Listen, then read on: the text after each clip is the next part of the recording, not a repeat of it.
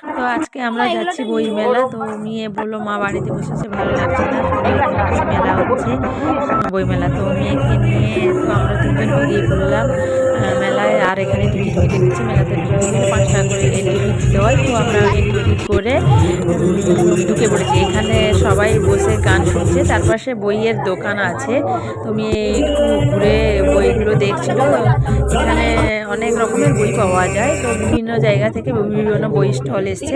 আর এখানে বিশেষ একটা সুন্দর একটা জিনিস দেখলাম, যেটা হলো একটা আঁকার প্রতিযোগিতা হয়েছিল। সেই ছবিগুলো খুব সুন্দর, পেন্টিংগুলো খুবই ভালো, আঁকার প্রতিযোগিতা হয়েছিল। তো মেয়েকে আমি দেখালাম।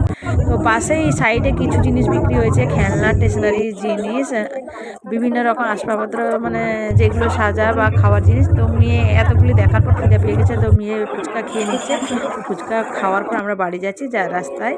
তো ভিডিওটা কেমন লাগলো অবশ্যই।